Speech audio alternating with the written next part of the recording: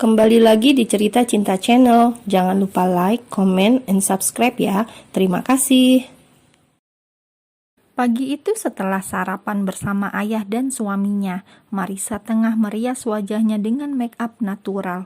Ia yang biasanya hanya memakai krim dan bedak tabur saja, kini mulai memoles bibirnya dengan lipstik.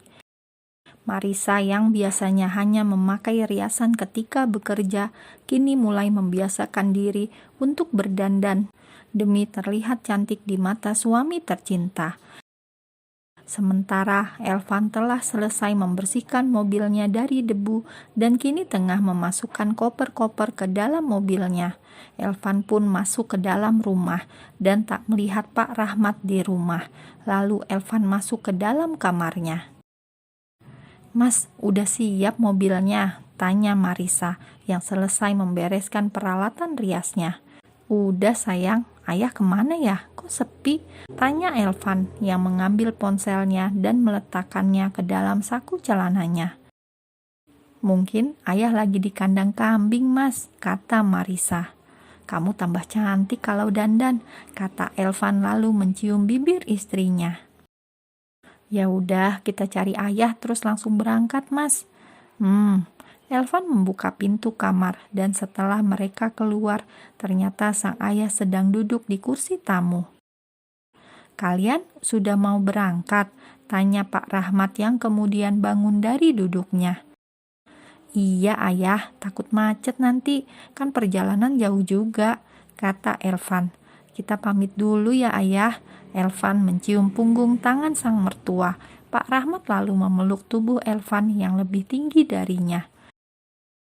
"Hati-hati di jalan, ayah titip Risa ya," kata Pak Rahmat yang menepuk-nepuk punggung Elvan. "Iya ayah," jawab Elvan diiringi dengan senyumannya. "Ayah di rumah, hati-hati ya," kata Marisa yang mencium tangan Pak Rahmat lalu memeluk ayahnya dengan erat. "Iya, kamu juga. Jangan lupa sering-sering kasih kabar ke ayah," kata Pak Rahmat membalas pelukan putri kesayangannya itu. Mereka pun meninggalkan rumah Pak Rahmat. Di dalam mobil, "Mas, nanti berhenti di Indomaret ya. Aku pengen beli cemilan dulu," kata Marisa. "Iya, kalau bosen tidur dulu aja. Nanti Mas bangunin," kata Elvan yang masih fokus menyetir. "Enggak Mas, aku nggak ngantuk, pengen temenin Mas aja. Kita nanti di sana berapa lama Mas?" tanya Marisa. "Sabtu pagi kita udah balik kok sayang. Mas reservasi buat 3 malam aja. Nanti kalau kelamaan dan tahu harganya, kamu malah ngomelin Mas," kata Elvan. "Emang berapa harganya Mas?" "Oh iya, aku ingat. Bukannya kalau mau nginep di sana harus jauh-jauh hari ya antrinya," kata Marisa, teringat cerita beberapa teman kerja dan teman kuliahnya dulu. "Emangnya kamu pikir bayar ke kasir supermarket pakai antri segala?" Elvan terkekeh. "Emang Mas gak ngantri?" tanya Marisa heran. "Sayang, jangan ngomel dulu ya. Kita udah sampai nih, katanya mau ngemil." Elvan memarkirkan mobilnya di depan minimarket 24 jam. "Mas, jangan buang-buang uang ya," kata Marisa lalu turun dari mobil. Elvan menggeleng-gelengkan kepala. Istrinya yang cantik dan lemah lembut itu ternyata juga bisa cerewet kalau menyinggung masalah uang. Marisa mengambil beberapa camilan dan juga minuman untuk dia dan suaminya, lalu segera menuju ke kasir. Namun ternyata Elvan telah menunggunya di depan kasir. Minimarket itu terlihat sepi, hanya beberapa orang saja yang masih sibuk berkeliling mencari barang-barang yang mungkin sedang diskon. Jadi Marisa juga tidak sampai mengantri saat di kasir. "Sekalian ini," kata Elvan, menyerahkan 2 bungkus coklat ukuran besar yang sebelumnya ia ambil dari depan meja kasir. "Totalnya Rp105.300.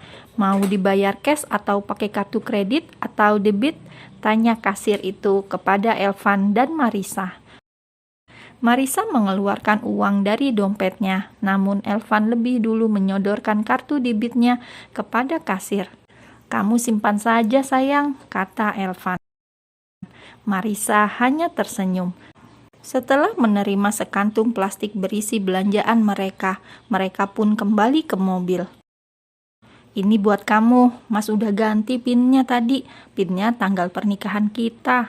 Kamu bisa pakai buat kebutuhan kamu dan juga keperluan rumah tangga kita. Insya Allah cukup, gak akan sampai pakai tabungan kamu. Kalau ada kurangnya, kamu bilang Mas ya, jangan ambil uang kamu, kata Elvan menyerahkan kartu ATM kepada Marisa lalu memakai sabuk pengamannya.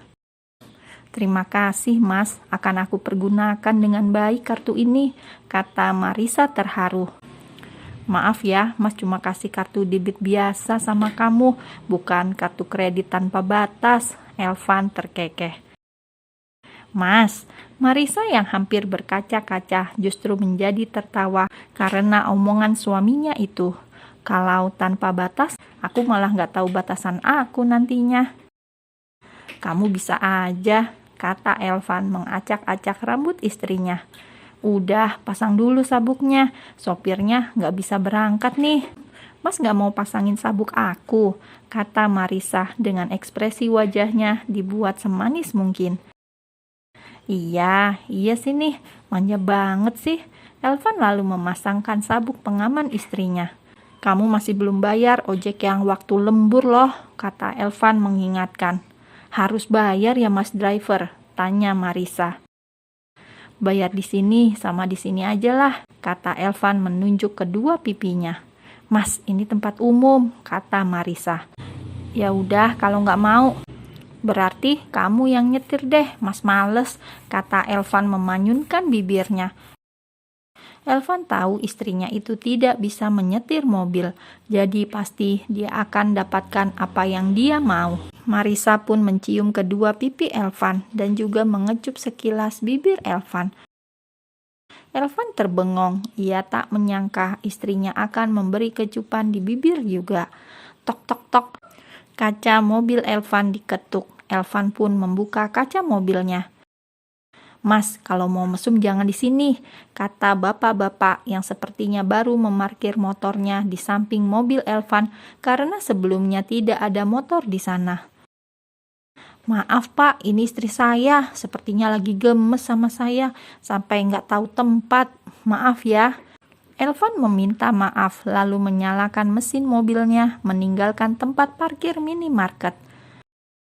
Mas kok bohong sih? Kan tadi Mas yang nyuruh, Marisa protes. Mas kan gak minta cium bibir, malah kamu cium. Ya mungkin kamu lagi gemes kan? Jadi di mana bohongnya dong? Tanya Elvan dengan tersenyum puas. Mas nyebelin. Mereka pun menikmati perjalanan panjang mereka dengan saling menggoda. Ya, meskipun lebih banyak Elvan yang menggoda Marisa, namun gadis cantik itu tak pernah sungguh-sungguh marah dengan suaminya. Akhirnya mereka pun sampai di area parkir milik resort itu.